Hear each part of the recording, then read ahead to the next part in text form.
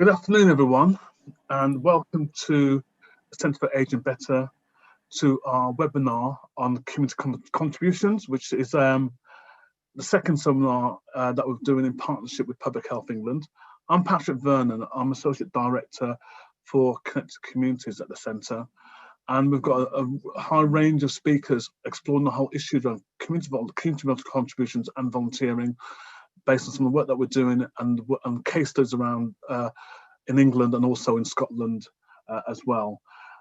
This webinar is actually quite important because the whole issue around community contributions has been a major issue that's been thrown up as a result of COVID-19. And as an organisation, we've tried to respond to that through our existing work and our future plans as well. Our partnership with Public Health England is quite important, and I'd like to invite my colleague Alison Giles, the Associate Director, for our work around our priority goal around health and well-being, to talk about that partnership and the work that she's been doing with Public Health England. Thanks, Patrick. Good afternoon, everybody. Yes, so as Patrick said, Centre for Aging Better and Public Health England have been working together since December 2018 on our shared agenda of extending disability-free life expectancy by 5 years. And last October, so it's our anniversary, we launched the Healthy Aging Consensus Statement. And the idea behind it was to create a social movement of organisations that are all committed to supporting and promoting healthy ageing. And it covers 5 principles. So it's about preventing ill health and ensuring people get early access to treatment. It's about removing barriers to participating both in paid work, but also in communities and in volunteering as people get older. It's about ensuring good homes and communities. It's about tackling ageism and narrowing inequalities. So we cover all of those areas in the statement, and we're holding webinars on each of those areas. So today we're looking at removing barriers and supporting people to participate as they get older. And we've focused in particularly on community contributions. We'll have another webinar early next year, which looks at paid employment, but this today is all about what we can do to support people in their community. So really looking forward to the range of case studies that we're going to hear from today, and I hope you enjoy it. Thanks, Patrick. Okay, thanks so much, Alison. So today we're joined by a host of excellent speakers, and I'm going to introduce them one by one. For those of you who are familiar with Zoom, if you've got any questions, please can you put them in the Q&A box, please? That's the ribbon in the bottom of your screen, and we'll do our best to try and address these. You have to bear in mind this is a very 1 hour taster session, so we'll try and incorporate that. We've got some questions that were given in advance. Feel free to use a chat box to share examples of best practice, views and perspectives as well. And if you join us through YouTube, you can still join the conversation, and please use our hashtag, the Decade of Healthy Aging. Now, what I'm going to do is first excitingly, I'm going to invite my colleague, Rachel Monahan from the Centre for Aging Better. We have launched today something special for the kind of community contributions volunteering world. And Rachel will talk about that. She's going to give an overview of the guide that we've just launched around age-friendly and inclusive volunteering. So over to Rachel Monahan from the Centre for Aging Better. Thank you, Patrick. I'm just going to try and share my screen now. Oops, oh no. Okay, I hope that's working. So as Patrick said, very excitingly today, we are launching our guide, Helping Out. And in this guide, we share insights from our recent grant programme that we ran in partnership with the Department for Digital, Culture, Media and Sports, the DCMS. So it was run to explore barriers to participation faced by over 50s and how age-friendly and inclusive approaches can support more and more diverse people to take part. So Patrick mentioned, of course, the coronavirus crisis, and that's really shone a spotlight on how much people value their communities and how important it can be for all of us to give and receive support from people around us. We know that lots of people over 50 have contributed during the pandemic, you can see here, and the vast majority of people intend to carry on giving support to their community.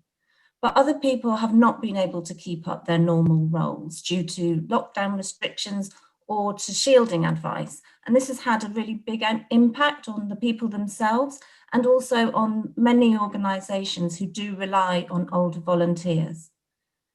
We know contributing is good for our communities, but we know it's also good for us too. It improves our social connections and it supports our well-being. But we also know that too many people miss out on these benefits, and it's the least healthy and the least wealthy who are most likely to miss out, but would benefit the most. Here, very clearly, you can see it's the healthiest over 50s who are 4 times more likely to volunteer. So the coronavirus pandemic has increased inequalities across every aspect of life, and it's clearly highlighted the barriers that some over 50s face to taking part. So how do we make sure that people, as many people as possible, can help out and can keep contributing during this uncertain and challenging time? At Aging Better, we believe that taking an age-friendly and inclusive approach can help communities to respond in new and different ways and also to sustain their activities.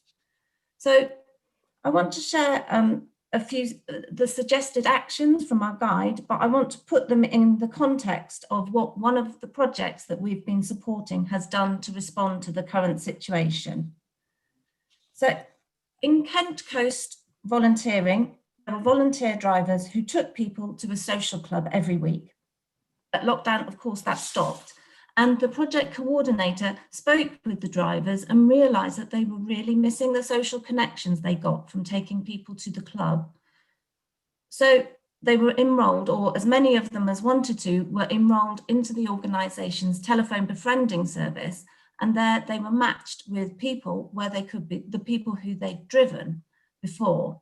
This helped to keep the connections alive and really helped to build their sense of well-being. Again, the social club at Kent Coast Volunteering had to stop when lockdown happened. So the volunteers who already played a key role in organising the club decided they were going to take to Zoom. They gave support to people to get online and to start using Zoom. And the organising team took on various roles, such as being in charge of welcoming people into the Zoom meeting, getting conversations started, and they kept organising the quizzes and activities. And one volunteer is a singer, and now he's the person who sings the intros in the music quiz. So I think these are really great examples of how organisations are taking action and adapting and responding. And they've been using the 5 actions that we suggest in our guide. That's connect and listen, focus on what matters to people, play to people's strengths, remove barriers, and probably more than anything at this time, be flexible. So thanks very much. I do hope that you will download the guide. It's going to be, the links to it will be in the chat, I hope. And if you fancy some hard copies, please do get in touch. Thank you very much. Thanks so much, Rachel, for that. And please check out our website and download the guide. The next speaker, also from the Centre for Aging Better, another colleague, Aidan Young, who's our evidence manager.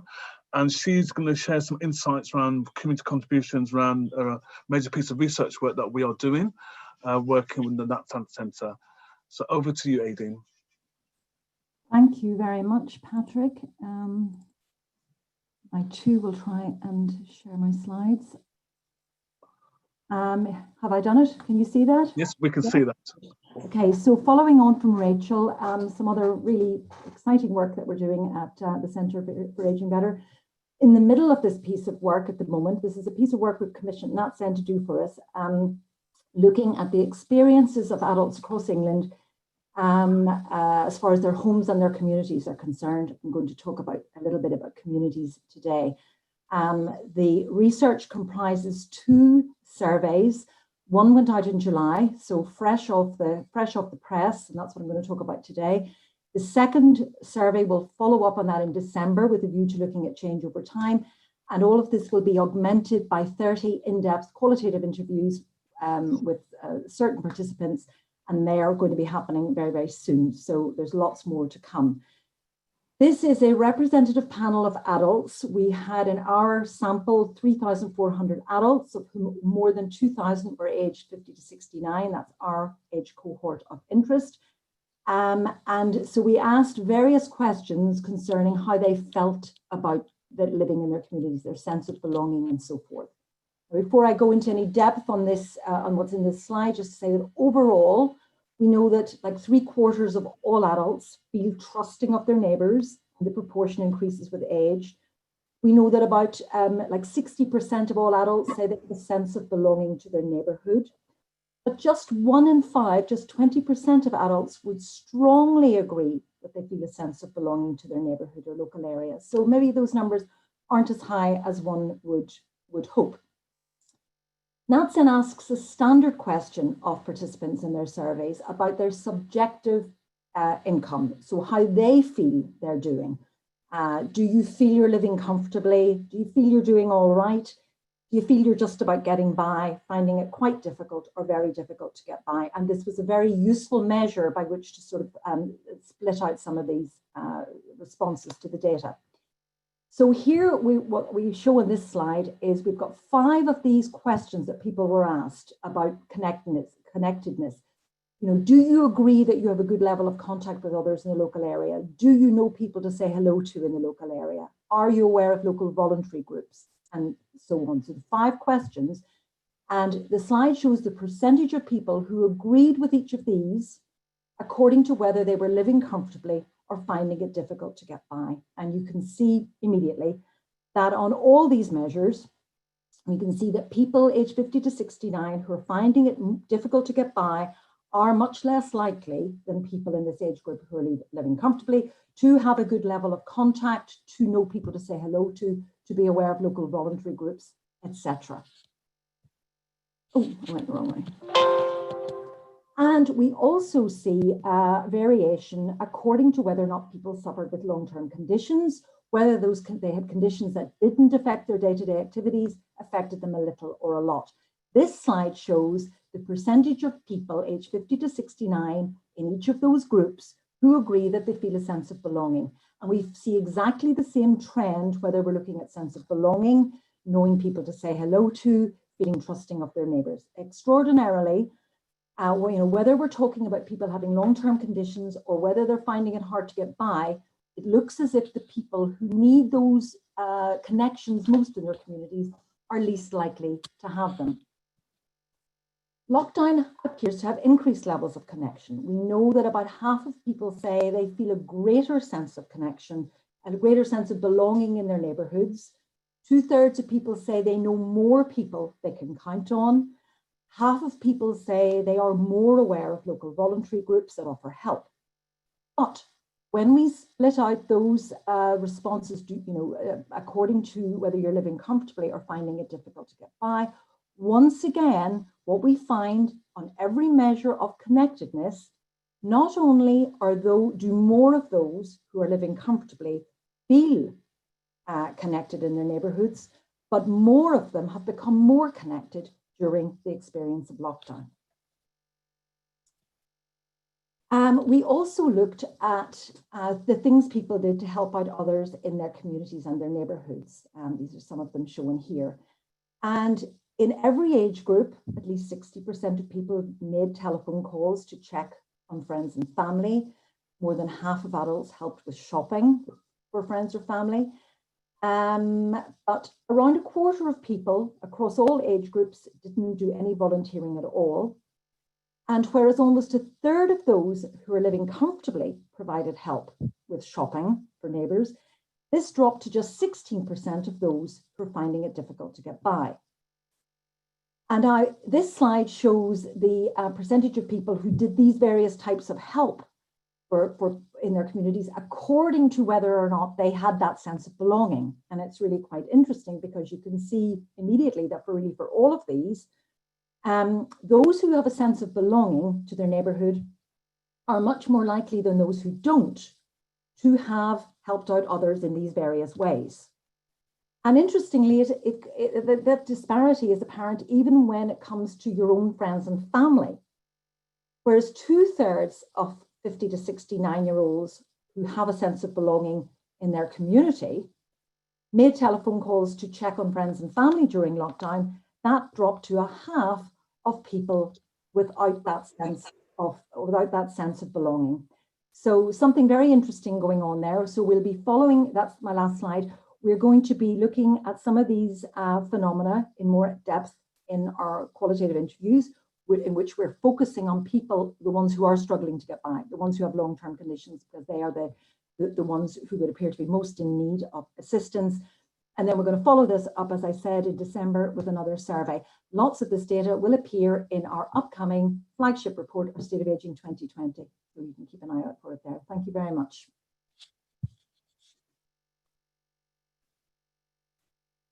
Thanks so much, Aileen, for that update, and look out for the more of this research. Now, it's a great pleasure to invite Jude Stansfield and Jane South from Public Health England. As Alison, my colleague, mentioned, we're working in partnership with them, and they are going to be sharing their work, which they've been developing a number of years around a whole system approach to community-centred approaches and how that model could be applied at a local level. So over to you, Jude and Jane. Hi, it's Jane South, and I'm sort of kicking this off. What we want to do is give an overview of our whole system community-centred public health framework, but also to put that into context, to have a few thoughts about a public health perspective on community contributions in the current context of a COVID pandemic. So if we move to the third slide, Jude, thanks. All of our work, to give a bit of an overview, all of our work is based on the notion that communities have assets, individuals and communities have assets. Many of these are sort of formal assets, organisations and groups, but many also informal connections, social networks, and the skills and knowledge of individuals. And the role of a whole system approach is to build on those assets, not to sort of substitute for them. But we also base our work on strong evidence around the effectiveness of community engagement in reducing health inequalities. And this next slide is a picture of the NICE guidance on community engagement, which has incorporated a lot of our evidence work from Public Health England. And you will see that in the fifth box, involve people in peer and lay roles. So the involvement of people in those volunteer roles is a key part of NICE guidance and of an evidence-based approach to public health. And then if we move on to the next slide, before I hand on over to Jude, what I wanted to cover was a little bit of a public health perspective on volunteering, and echoing very much some of the stuff that Rachel has already said, in fact. So if we think about at a population level, we've got, if you like, a balance sheet during the pandemic. And on the positive side, there's been this huge volunteer response and considerable adaptation in volunteering to respond to the pandemic. We've seen self-organising, community organising, mutual aid, 3,000 plus new groups formed during the early months of the pandemic. We've seen people use digital methods in creative ways to sort of maintain and start connections. And we also see the sort of increasingly public health roles for volunteers in response and in recovery. And you're seeing that in some of the local authorities that have in tier 2 or 3 are involving their local volunteers in responding to need and in getting messages out.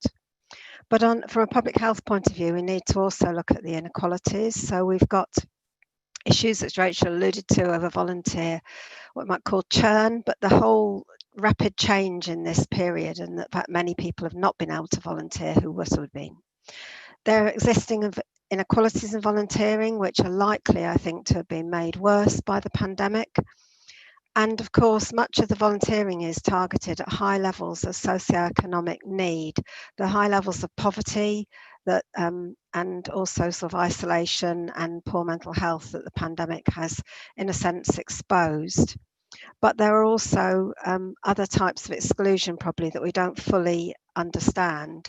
So from a public health perspective, we're trying to incorporate our understanding of the community contributions into our around COVID, then into our work on the whole system framework. And I'll hand over to Jude to introduce and give an overview to that framework now. Thank you. Thanks, Jane. I'm trying to turn my camera on as well, but I'm not sure I can do that at the same time as sharing the screen. Oh, yes, I've got the taskbar up now. So Public Health England has published this guide to community-centred approaches for health and wellbeing that we refer to as the family of community-centred approaches. That was back in 2015, and it pulls together the range of approaches that are informed by evidence, and peer and volunteer roles are within that family of approaches that you can see there. Our work with local partners to support implementation of that identified that a place-based whole system response is needed to scale up the full range of community-centred approaches and also address the determinants of health at the community level, such as sense of belonging that Aideen talked about, community empowerment and participation. And this work sits within PHE's work on reducing health inequalities. So community-centred interventions sit alongside service-based interventions and civic or policy level interventions in order to take a whole system approach to reducing health inequalities. That also relates to work across other government departments that we work with to strengthen communities, strengthen integration and prosperous communities, and also build community capacity and community engagement in health, social care, across local authorities and other government departments. So the work that we've done over the last year or so is about looking at what does a whole system approach mean for taking a more community-centred public health approach. We know that these approaches can work at scale, but we also know that there are other things within the system that are needed in order for those to be effective. And the research that we did with local public health systems, we looked at evidence from international research, and also we gathered views from the PHE People's Panel. And all of that research was combined into this framework, identifying 11 elements of what constitutes taking a more systems approach and embedding communities at the heart of public health. There are 3 values at the core there around trust, power and relationships, and there are some principles that underpin the framework as well. I don't have time to go through all of the 11 elements, but the link is on these slides that will circulate, and our colleague Tom is online and will put that link in the chat box as well. Communities are starting and places are starting at different places. They may be starting out new to the whole system approach. Many places are already got lots of community-centred approaches in place, but in order to take a systems approach, that can sometimes be quite overwhelming. And we learned from the research 7 places of where to start that may be helpful as well. And we're supporting localities to test out this framework, and we're gathering that learning as well. So we're working with a number of partners, looking at how the framework can help local areas to plan actions, what's the added value, how can it be used in COVID recovery planning, and how can it help a range of contexts to take a more community-centred systems approach. So I will leave it there, and there's some more resources on the slides that you'll get later. Thank you. Thanks for that, Jane and Jude. So those are kind of we've just heard are some examples of practical things, policy ideas, research ideas. We're now going to move into some really case studies of things happening on the ground. And so with great pleasure, I'd like to invite Alison Bunce and Mandy Andrews, both from Compassionate Inverclyde. So welcome to England, even though it's online, if you know what I mean. And Compassionate Inverclyde are going to talk about the work they're doing around design principles and how to respond to COVID-19. And Mandy will also cover the Scotland's Compassionate Communities Active Learning Programme. So welcome to you both. Thank you very much. I'll hand over to Alison first. Thank you very much. It's great to be here and be able to share some of the work we're doing up in Scotland at the minute. Our work started as part of the Compassionate Communities movement, looking at public health approaches to palliative care. But very quickly into that journey, our community in Inverclyde, which is quite deprived, it's a community of 80,000, they recognised the end of life was important, but it wasn't the most important aspect of what, as a community, they would like to get involved in. So Compassionate Inverclyde is a social movement. It's based on kindness and really is around now looking at a grassroots approach to reducing social isolation and loneliness. It's really interesting that we have over 160 people who are kind of registered as volunteers. The language that we use is not around volunteering, it's around ordinary people helping ordinary people.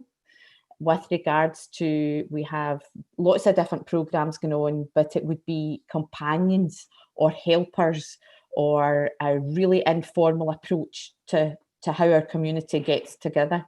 Interestingly, we don't have a budget. So I'm the only paid person within Compassionate Inverclyde, and every other person who helps out as part of our community as ordinary people helping ordinary people. The kind of goals that we had were to develop compassionate citizenship, improve well-being, working with schools around education about kindness, and to develop compassionate organisations. And all of our work, as you can see on the screen, we had a No One Dies Alone programme, which we've supported 89 patients. And that's volunteers, that's companions sitting round the clock with people until they die in the last 3 days of life.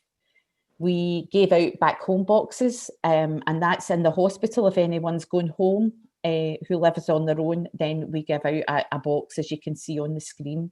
And I have 45 helpers who do that 7 days a week. We had singing groups, friendship hubs, and we offer a high five wellbeing programme. However, all of what we were working towards changed in a heartbeat.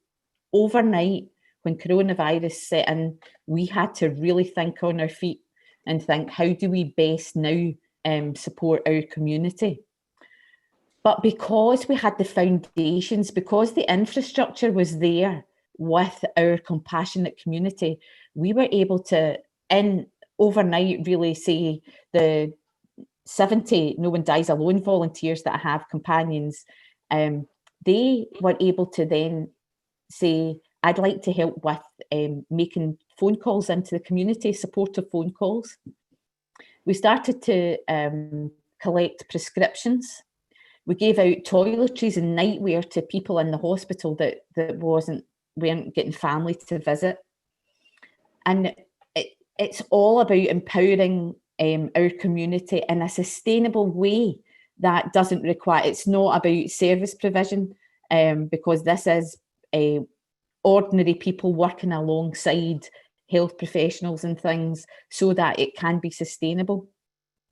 It's really, really simple to get involved, and the reduced amount of bureaucracy allows that simplicity, and it has really, really empowered our community to get involved.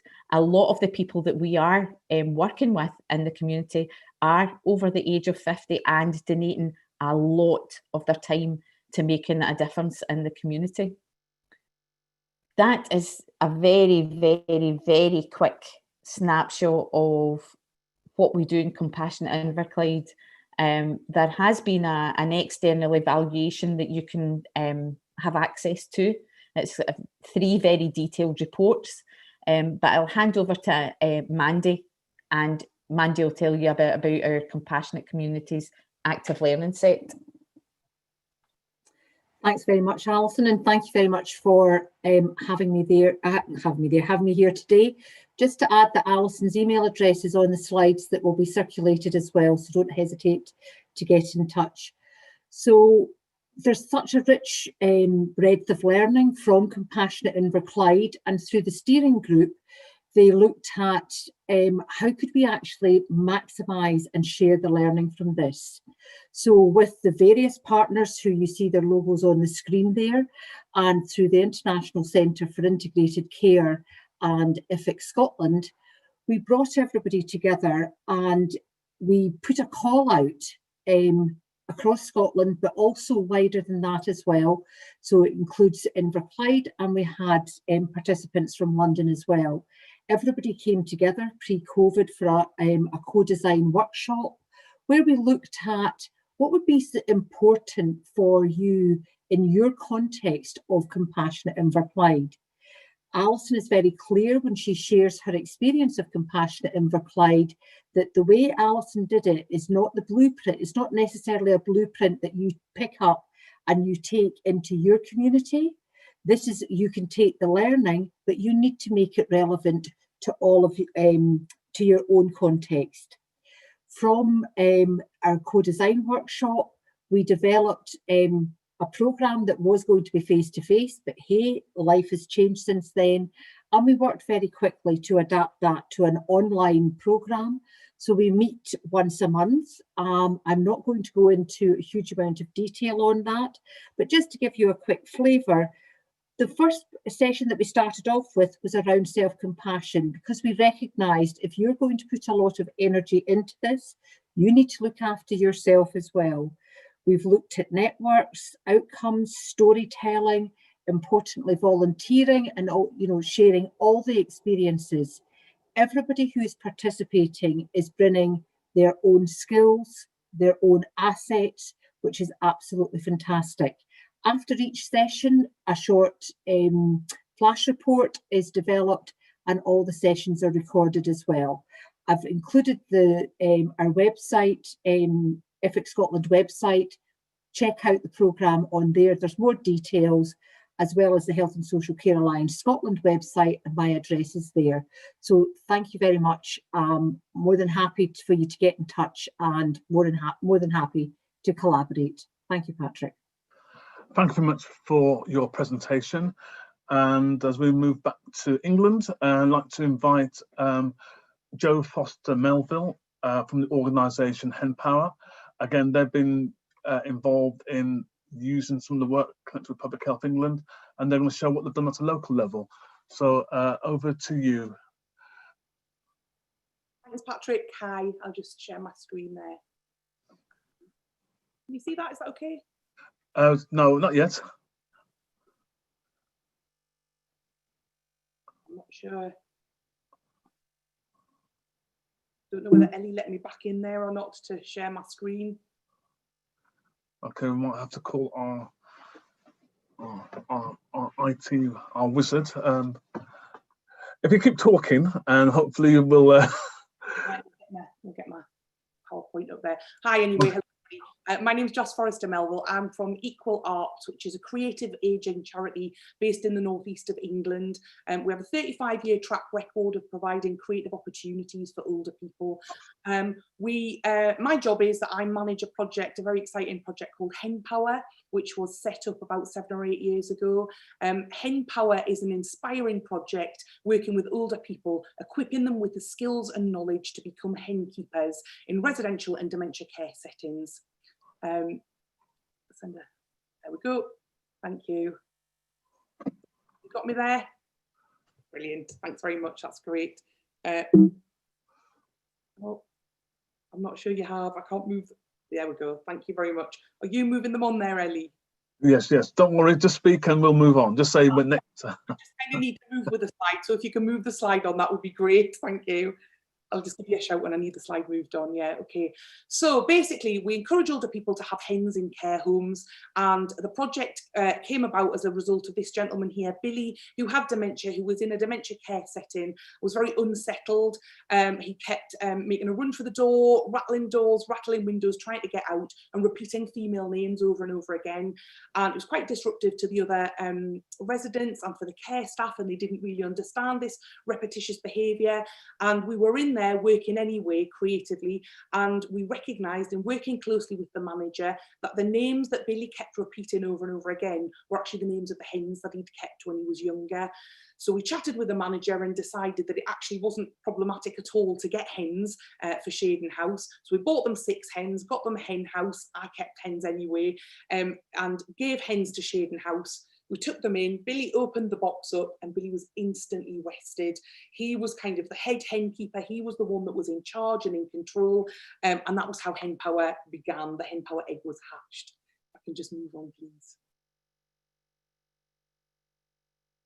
Thank you. So in September 2012, the Big Lottery, Silver Dreams and Heritage Lottery jointly funded a pilot project to trial Hen Power in 8 care homes across Gateshead. Just move on, please. So Wood Green here is a sheltered housing scheme in Gateshead. They were the first funded scheme to start keeping hens, and Alan Richards, who was a retired taxi driver from Gateshead, said he was dead against it. He thought it was a ridiculous idea. Why would you want to keep hens in a sheltered housing scheme or in a dementia care setting? It just didn't make sense to Alan. If we can just move on. Thank you. So they got their hens. They realised the hens were a really lovely thing to have. They had lots of creative sessions where they made things. They wrote songs, they made films, they made sculptures. And one of the things that they wanted to do was to start telling people about the hens that they kept. So Owen here, who's our head hen man at Wood Green, decided that he would like to go into the local school and talk to the children about hen keeping, and in fact encourage them to hatch their own chicks and to have hens in their own school setting. So Owen is one of the hen men, and the rest of his chicks are the kids and the other pensioners. We don't have pensioners in Newcastle, we have pensioners. If we could just move on, please. Thank you. So one of the things we do on Hen Power is we work in schools with children. So that's creatively, that's the pensioners going in and teaching the children how to care for hens. It's the pensioners going in and talking to children about dementia and what that feels like to have a family member who has dementia, how to cope with loss and bereavement, and hearing it directly from the mouth of an older person is of great impact, rather than kind of us just going in and talking to them randomly. The children are able to make those bonds with the older people, and it's a very kind of organic, natural thing to do. Here you can see we're developing cross-generational links and creating dementia-friendly schools. Can we move on, please? Oh, did we miss one? Yeah. So the pensioners are in demand quite often to go into universities. We go in and teach first year and third year nursing students and social work students about creative approaches to end of life care. So they go in and they take their chickens and they talk to the students about what it's like to be older, about what it's like to be involved in creativity when you're older, about how creativity improves your life and benefits your life and those around you, the place that you live. Having art galleries in your care home, how that's a really positive move. We provide volunteering opportunities for older people, for younger people, for anybody who wants to come along. So at the moment, during the pandemic, we've had a really successful Hen Pals project where people have written to older people in care settings, and older people have written back. So it's been kind of like a form of communication. We can just move on, please. Thank you. It's a bit like presenting the weather, this. The pensioners deliver hen roadshows in care homes. So they go along and talk to other older people about the benefits of hen keeping, the health and well-being benefits, the benefits of being involved creatively. And you can see Pam here with this lady in Leeds. You know, people very much enjoy hearing from older people, other older people, about the positives and the benefits of creative ageing. If we can move on, please. Thank you. This is a bit of madness and a bit of chaos, but it's my normal day-to-day living outside of coronavirus. This is a creative session in a dementia care home where we're doing some screen printing here. We've got chickens on the table as a bit of kind of creative stimulus. I think we have the BBC here at the same time filming us for some kind of programme. But this is a regular occurrence. Older people printing, making sculptures, doing woodwork, making films. There's another music session here in another dementia care setting where they were writing a musical about their chickens. If we can move on, please. Here we go. Not uncommon to see a drum kit and older people in their 70s, 80s, 90s having a bit of a strum on the drums, a bit of a bashing out a theme tune. And here we've got some people in a sheltered care, it's a dementia care setting actually, doing some artwork here. So this little session here, the care staff were crowding around this lady and they said to Betty, the artist, "That's amazing. That's lovely that you've painted that for her." And Betty said, no, I've not painted it for her. She's painted it herself. She lived on a farm, she grew up, she's using her own experiences, she's looking at the chicken behind her. And the member of care staff had tears rolling down her face. She couldn't believe that this older lady had actually created this and had this within her. If we can move on, please. Thank you. So this is Doreen and Pat here. Doreen's 89. Doreen was mixing up concrete and cement to make these lovely paving stones for outside the supported living, the sheltered housing scheme that they live in. And I said to Doreen, have you ever mixed concrete before, Doreen? She went, "Pet, it's just like making a batch of scones. It's the same mixture." So she had all that skills and knowledge that she was able to bring to cement making to make her paving stones that then went outside wood green. And if we move on, we'll be able to see those. There you go. So this is a lovely example of their artwork, of them being involved in the community, of them taking their artwork to be able to then share with their family members, with the kids that come to Wood Green to take part in creative sessions, really highlighting the importance of creativity in older people. Yeah, if we can move on, please. Thank you. They design and make and sell their own merchandise in their online shop. So they have mugs, aprons, all of that kind of thing. And everything comes from their designs that they make. So they're the leaders in this. It's their ideas. They breed and hatch their own chicks to sell at auction. They're quite competitive. If we can move on. They tell people about their work at conferences. So I can talk till I'm blue in the face. I'm really proud of them. It's a bit like role reversal, like I'm their parent, but they are much better at talking about this than I am. That here, Alan, we were bidding for the lottery money in the £1 million that we had to start the project off. And Alan was travelling down from Newcastle in a minibus, and he said, "Joss, I can't speak, I'm too nervous." And I said, "Go on, Alan, come on, really do it for me. Let's do this together." So we took a sick bucket in the minibus because he was so nervous. And we got there, and you know, I couldn't get the microphone back off Alan. He was so enthused and empowered, and he had so much to tell everybody that he just kept grabbing the microphone back off me. So we tell people regularly about the work that we do at a variety of conferences, festivals like the British Science Festival. We can move on, please. Thank you. They receive regular press and media coverage, both regionally and nationally, about the work that they do. You can see them here in a magazine. This is them on the sofa of Good Morning Britain, where they were talking about the benefits of creative ageing and of volunteering in later life. If we can move on, please. Thank you. We fundraise, so they're the integral part of the organisation, that they fundraise, they tell people about why we're raising money and how it will benefit them to develop and sustain their work. And we continue to inspire and encourage, you can see all the puns coming out, older people to become empowered. If we can move on, please. Yeah, so there's been evaluation and research done by Northumbria University, which has indicated a significant decrease in depression using the geriatric depression scale. We can move on, please. Yeah, research has indicated a significant increase in mental well-being. We can move on, please.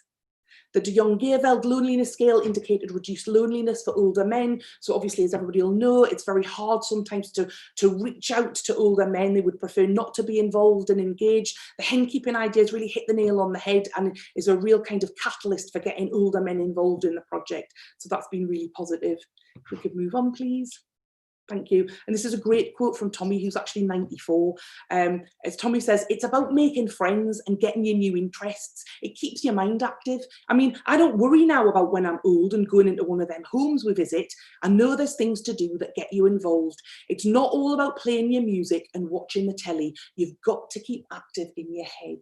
And that's great. And one of the things we've been doing during the pandemic, it's been difficult to work directly with volunteers, but we've not wanted to leave our older people high and dry. So we've developed a programme called Singing Hinnies, and Tommy's been pretty poorly during the pandemic, but I was out the other day with another musician and we were on Tommy's doorstep singing to him. So we've developed this project called the Singing Hinnies, where we go and sing for the street. So we encourage people to hang out their windows, stand on the doorstep, sing to the street, or we do garden gigs in care homes when we're able. We're kind of not able to at the minute in Newcastle, but singing in care home gardens, singing into care homes, just to kind of keep that connection and creativity with the older people that we work with. We deliver the project in over 60 care homes across the UK. We're just dipping into Scotland a bit at the moment. So that's one way that we've managed to stay connected during the pandemic, as well as developing create home packs, art to art phone calls where we ring up and chat to people about their creativity, what they've been developing at home. If we can just move on, please. Here's some links to some films. I think this might be able to go in the notes afterwards. We'll not show them now because it'll take up too much time. If we could just move on, please. And here's how you can follow us and find out more about the Hensioners and the Hen Power project and all of the work that Equal Arts delivers. Hen Power is just one of the projects that our Equal Arts deliver, and they deliver lots of other projects. We just have the last slide, please. Yeah, thanks very much. It's been really nice to talk to you all. Thanks for having us. Thanks for that. I'm going to start saving kitchen hens now, start collecting them in my garden. Actually, my dad used to do that when he came over from Jamaica. He did that. That tradition's all gone now. But anyway, let's move on.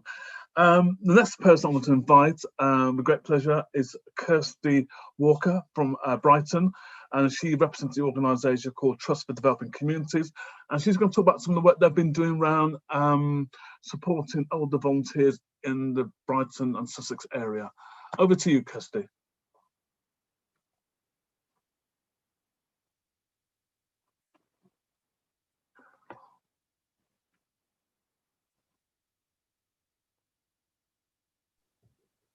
Sorry, I realised I was on mute. Okay. Can you see my screen? Yes, we can see your screen. Okay, so I'm Kirsty Walker and I'm from the Trust for Developing Communities in Brighton and Hove, and we do community-based development and youth work and engagement work in a neighbourhood setting mostly. We're asset-based, which means we work with physical assets, helping people run community centres, develop their parks, work and collaborate with services, work with local community associations and development trusts to run activities and engagement programmes. But most importantly, we work with individuals that want to contribute to their community and neighbourhoods. And really, we can only work, we're sort of invited in, so we can only work on things that matter to them. And they run their own groups, and we're really there in a sort of advisory capacity. Because we recognise some communities have more barriers than others, we do inclusive engagement work. We target neighbourhoods that are in the top 10 to 15% on the index of multiple deprivation. We work with Black and minority ethnic communities like the Sussex Syrian Community Group, and we work with disability-led community groups like ADHD Aware. We also have some really fantastic partners like LGBT Switchboard, Carers Centre, Possibility People, and other communities of identity partners in the city who come out to neighbourhoods with us to help us make sure that we're engaging everybody within the neighbourhood. When coronavirus hit, one of the things that we found from the communities most importantly was that they felt there was lots of confusing messages. Some of them didn't want to close their centres, some of them didn't want to stop volunteering, some did. There's quite a lot of confusion and panic. So we tried to put information that was really accessible out there. We worked with sector support partners on an online help directory that was easy to navigate and had all the support services and all the other great voluntary sector partners that were available that people could access, but also had a community section so people could look up stuff that was local to them, find out where their nearest community notice board was, where the groups that were meeting, food banks that were still happening, and could still connect with people. We also realised that lots of people weren't online, particularly in a lot of our neighbourhoods. So we did a hard copy newsletter with some community information in it, and this was delivered to almost every household in Brighton and Hove. I won't say all, but it was nearly all. And that was done by volunteers, including some of our refugees and asylum seekers that we work with who volunteered to help deliver it. So it was a classic example of everybody contributing to make sure everybody else gets help. We had to change what we do and how we reached people, because obviously the groups weren't meeting in the community centres as they started to close. So we increased things like our one-to-one outreach through support, through phone calls, trying to get people online remotely. This involved talking people through on the phone, which was quite challenging. We also did a blurring of some of our more professional and personal boundaries. So our social prescribing workers, who speak many languages between them, were encouraged to go out into their home communities and places where they lived and knew people, and let them know about the services they could access as well. Because normally they would get referrals through a GP practice, but obviously people weren't going to their GP. So we basically just said, as long as it's a positive message and it's helping somebody, you can get it out there. So we just did a lot of spreading and cascading of messages. The communities in themselves were their usual amazing selves and just did loads and loads of fantastic responses. So community centres moved internal notice boards outside so that they could keep updating messages. Community gardens started to share images online to cheer people up and put notices up around the communities of extra work days so people could do something during their sort of hour of exercise and stuff like that. They could go somewhere nice. So a lot of these gardens are in quite urban settings, and they're the only green space people have. Peer groups went online and did some I'm calling it hybrid activity. It's when some people are in the room and some people are online watching, a bit like Britain's Got Talent mini version. And groups tried some of that. Some groups where people were isolating, particularly some with very older members who didn't want to come out and were worried about risks, did packs which they posted out so everybody could sew or make a square of something that could then be put together to make community quilts. We've got community quilts, community bunting. We had community trails where people did little art bits outside where they live and people could follow different paths around it. But basically anything that helped people connect. We also had telephone trees to try and make sure that the lead volunteers, because they're all older people running the groups, to make sure they weren't overstretched too much. We encouraged them to spread out the calling around their members so that everybody had a few people to call each week and check in, and so that they could still feel connected without one person feeling too responsible. And then going forward, we're relatively fortunate in Brighton. We've got relatively low restrictions, but we do have rule of 6. And this has meant groups have had to increase the frequency of their activity and do smaller groups. It's also meant that we're looking at telephone conferencing for people that don't want to go online and just want to be able to dial in, but chat in a group. The trails and quilts are still going on, and mainly our role has been around sharing all the good news, and we've set up quite a lot of older volunteers, peer groups and support sessions so that people can talk together and feel inspired by each other's ideas. And then finally, the learning from all of this, one has been to use informal as well as formal information networks. We found through feedback that people trusted stuff that came through volunteers that they knew more than local and national government information sometimes. And also we thought it was important that we fed up to sector planning, public service planning around what communities were saying, what their needs were, to make sure things were distributed where they were most needed. And this meant that the community were able to get involved in the public service response. And a really good example of this was really small community groups were able to help distribute emergency food across the city by being part of a citywide network. And then finally, other people have said it as well, look after your assets. The volunteers themselves were often, this means safeguarding lots of the mutual aids. We did some work with them about making sure volunteers keep safe when they're doing doorstep deliveries, sometimes in quite dangerous areas. The well-being of volunteers, not getting burnt out, and also just those that are running community buildings, making sure they're financially secure going forward. So that kind of future-proofing and making sure things are okay going forward is where we're at now.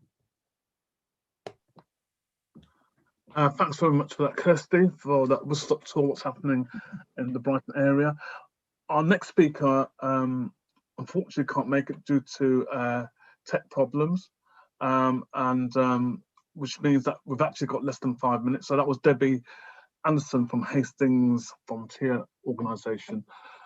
So we've got some advanced questions, which I'd like to share with some of the panel members, please, if you could put your cameras on. So we've got 2 questions from Martin Hodges from Care and Repair England. The first question, which I'd like Jane South and also Rachel to comment on, in respect of the existing evidence base, is there an established business case on the importance of age-friendly volunteering as a community asset, and what are viewed as the main barriers to optimising the outcomes to volunteers and the client groups that directly benefit from the interaction with older volunteers? So maybe Rachel, maybe if you want to elaborate from the work that you've been leading on at the centre, and then maybe Jane on the evidence base from your work for Public Health England. Yeah, so we, as the grant programme that I talked about has come from a review of community contributions in later life that we undertook in partnership with DCMS again, and was published a couple of years ago. So that, I think, is collected the evidence around the benefits of contributing in later life. In it, we have recommendations to various different sectors. The business sector is one of those areas, but I think it's probably something that is more work to be done on the business case. I think that's a really interesting question. So something I think we'll want to take away, won't we, Patrick? Absolutely, absolutely. Jane? Yeah, in summary, the strongest evidence base on volunteering is with older adults, and that includes in UK evidence from longitudinal surveys like the English Longitudinal Ageing Survey and so on. We also know from evidence quite a lot about barriers at different life stages, which are different for different life stages. We know, I think, although it could be better around, you're talking about business case, the economic evidence, but basically the sort of return on investment for volunteering is sort of anything studies show from sort of 1 to 5 to sort of, 1 to 10, 1 to 12. So it's, that it's generally a positive. If you're going to talk about the kind of money investment, the economic contribution of volunteering is quite clear.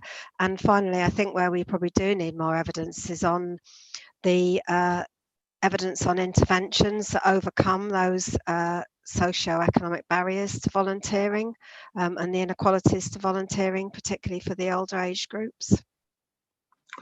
Thanks for that. I mean, the other question that we had was about how can you maintain this energy around volunteering in response to COVID-19 and post the pandemic. We haven't got time to answer that one, but I think all the case studies that we've heard today, particularly from Scotland, from Brighton as well, highlights some of those examples. So I just want to say thank you very much for being on the call today. We've got another seminar coming up in December on health and so narrowing the inequality gap. Again, this is a series of seminars that we're doing in partnership with Public Health England. Please check out all information on our websites. And obviously, if you've missed this recording, you can watch it again on our website. So on behalf of all the panelists, thank you very much for participating and listening to this fantastic array of evidence and case studies on community contributions, particularly in the context of COVID-19. So thank you very much.